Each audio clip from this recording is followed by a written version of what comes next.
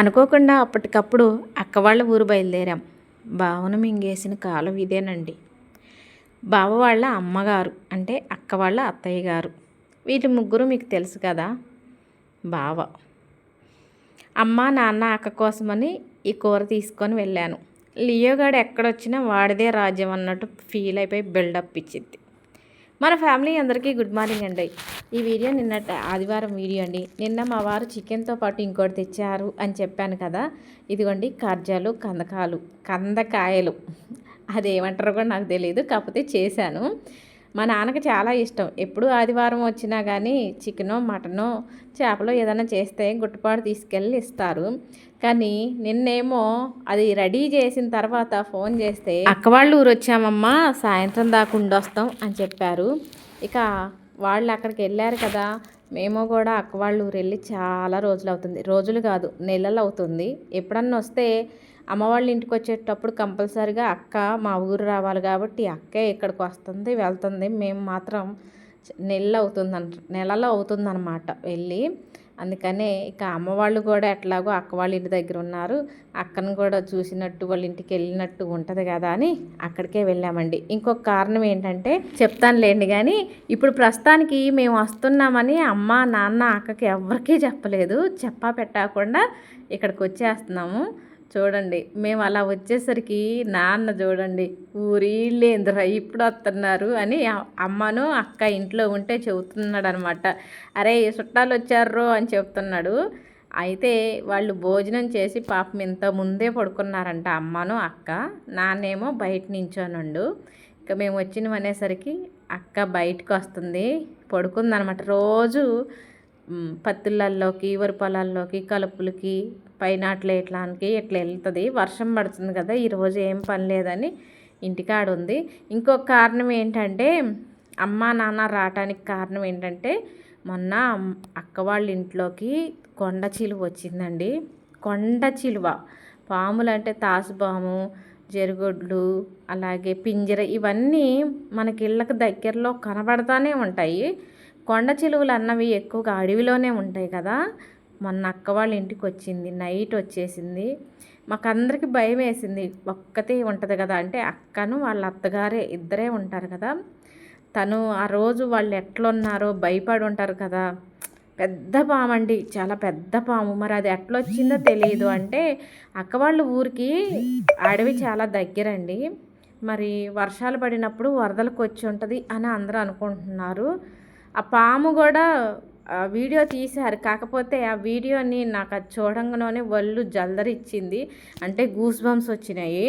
నేను ఆ video ఎమ్మటనే delete చేశా. కాకపోతే మాకు అందరికీ భయం వేసిందనమాట ఆ రోజు. తను ఎట్లుందో ఎంత భయపడిందో అని. అందుకని అది తెలియంగానే అమ్మవాళ్ళు వచ్చారు. అమ్మవాళ్ళు వచ్చింది తెలిసి మేము వచ్చామన్నమాట. ఇక మన లియోగాడు చూడండి, ఎక్కడికి వచ్చినా సరే నాదే ప్రపంచం నాదే రాజ్యం అన్నట్టుగా ప్రవర్తిస్తుంది. అందులోనూ వీళ్ళందరూ కూడా అలవాటు కదా, అక్కకైనా అమ్మకైనా నాన్నకైనా లియోగాడు మంచి అలవాటు కాబట్టి వాళ్ళందరితో ఇలా తిరుగుతుందండి. కానీ అక్క వాళ్ళ ఇంటికి ఫస్ట్ టైం అనమాట రావటం. తను మన ఇంటికి వచ్చే 4 నెలలు, ఇక ఫస్ట్ టైం అనమాట రావటం. అంతేనండి, అటు ఇటుగా అక్క వాళ్ళ ఇంటికి వచ్చి 4 నెలలు అవుతుందన్నమాట. ఇక అక్క మేము రాగానే టీ పెట్టించింది. మేమైతే ఇంటి దగ్గరే భోజనం చేసి వచ్చాము. అమ్మ వాళ్ళు మాత్రం ఉదయం వచ్చారనమాట. ఇంకా మేము రాగానే టీ పెట్టింది నాకు, నాన్నకి, అమ్మకి. మా వారు టీ తాగదు కదా. లియో గాడిని అడుగుతుంది అనమాట. మీరు ఇంతకుముందు చూసారు వీడియో. ఇదిగో తాగు ఇదిగో తాగు అని ఇస్తుంది సరదాగా. అదే సరదాని మాత్రమే. లియో గాడు టీ తాగడు, ఏం తాగడు. కాకపోతే తనకి నాకేమన్నా పెట్టిద్దేమో అని అక్కమ్మటి తిరుగుతూ ఉంటుంది. చూసారా, వాడికి ఎవరిల్లు అన్నది ఎవరు తనకు పెడతారన్నది అప్పుడే అర్థమైపోయింది. అక్కమ్మటి తిరుగుతుంది. అయితే నేను వద్దని చెప్పా, అక్క చికెన్ వద్దు, ఇంటి దగ్గర తింది ఆల్రెడీ, దానికి వేరే వండాము, ఇట్లా పెట్టకూడదంటే ఏం కాదులే మా ఇంటికాడ ఒక్క పూటే కదా తింది, రోజుల తరబడి తింటుందా అని పెట్టిందండి. ఇగోండి ఇప్పుడు కనిపించిన పెద్ద ఆవిడ అక్క వాళ్ళ అత్తగారు, బావ, అక్క వేణు అశోక్ రెడ్డి అంటే అక్క వాళ్ళ అబ్బాయి బిడ్డ అక్క అంటే మీకు తెలుసు, ఇంతకుముందు వీడియోల్లో అప్పుడప్పుడు చూస్తూనే ఉన్నారు. ఇక లియో గారి విషయానికి వస్తే చూడండి, ఇప్పుడు వరకు ఇల్లంతా తిరగేసింది, లాస్ట్కి మంచమే ఎక్కిందండి. మా అక్క పైకి ఏమనలేక మెదలకుండా ఉంది. ఎందుకంటే తను దుప్పట్లు ఎంత నీట్గా ఉతికిద్దోనండి, వారానికి ఒకసారి అయినా బండకేసి బాదుతుంటుంది. అలాంటి దుప్పట్ల మీదకి లియోగాడు ఎక్కితే పాపం ఏమనుకుందో ఏంటో కానీ వాడు మాత్రం ఉన్నంతసేపు బీభత్సం చేసేసాడనమాట. అమ్మా నాన్న బయలుదేరారు. ఇక నేను ఈ కూర తీసుకొచ్చాను కదా, తీసుకెళ్ళమని చెప్తే నానేమో ఎందుకు లేరా మాకు వద్దు, అక్కకు ఉంచేసేయ్ అని అండు. అక్క అంది కదా, మొత్తం నాకెందుకు నాన్న తీసుకెళ్ళండి అంటే, సరే నువ్వెట్ట మొత్తం అంటే ఉంచుకోవలే కానీ మేమిద్దరం చెర్రెండు మొక్కలు తీసుకోవటం ఏది తీసుకున్నారండి. అయితే మా నాన్న ఫీలింగ్ ఏంటంటే ఈ కార్జాలు బలమని అనుకునేవాడండి. మా చిన్నప్పుడు కోళ్ళు కోసినప్పుడల్లా మా కోసం ఈ కార్జాలు చక్కగా అన్నంలో కలిపి ఉట్టి ముక్కలు అంటే 1-2 ముక్కలు, అప్పుడు కోళ్ళు కోస్తే పెద్ద పెద్ద కోళ్ళు కాదు, ఇట్లా ప్రత్యేకంగా తెచ్చేవాళ్ళు కాదు. ఆ ఉన్న 1 ముక్క 1/2 ముక్క కూడా మాకే పెట్టేవాడు. కానీ ఈ కూర అంటే నాన్నకి చాలా ఇష్టం. కానీ మా వారు చెప్పారంటే, మా పెళ్ళైన తర్వాత తెలిసిందంటే ఇది ఆరోగ్యం కాదు అనారోగ్యం, అచ్చం అవి తింటాం అని మా వాళ్ళు చెప్పిన తర్వాత మేము ఇలా తినడం తగ్గించామండి. ఎప్పుడో ఒకసారి అరసారి తిన్నా కానీ ఎక్కువగా ఇవి చేసేవాళ్ళం కాదు, తినేవాళ్ళం కాదు. కానీ ఈరోజు ప్రత్యేకంగా తెప్పించాము, చేశాను. ఇంకా ఆ 2 ముక్కలు తిన్నారు, బయలుదేరుతున్నాము. మేము వెళ్ళినా ఎంతోసేపు ఉండలేదు, మేము అటు ఇటుగా 2 అట్లా అయిందనుకుంటా మేము ఇంటి దగ్గర బయలుదేరినప్పటికి. ఇక ఇక్కడికి వచ్చి 1 గంట సేపు కూర్చున్నాం. నేనేమో టీ తాగిన, మా వారేమో కాఫీ తాగారు. ఇక అమ్మా నాన్న బయలుదేరుతుంటే లియోగాడు చూడండి, అసలు వాళ్ళు వెళ్తుంటే ఆ బండి మీదకి ఎట్లకి ఎక్కుతుందంటే ఒక్కసారి చూడండి ఎట్లా కూర్చుంటుంది. మా బండి మీద కూర్చోటం తేలికే కానీ పాపం ఇది నాన్నది టీవీఎస్ కదా, అక్కడ ఎట్లా కూర్చుంటుంది. ఓ పెద్ద వాళ్ళు వెళ్తున్నారని చూడండి ఒక్కసారి. అబ్బబ్బా, నా లియోగాడి గురించి చెప్పుకోవటం కాదులే కానీ వాడి చేష్టలు చూస్తుంటే భలే ముచ్చటేసిద్దండి. అయ్యో సారీ అండి, తప్పు పలికాను, మన లియోగాడు చేష్టలు చూస్తుంటే అసలు భలే నవ్వొస్తుంది.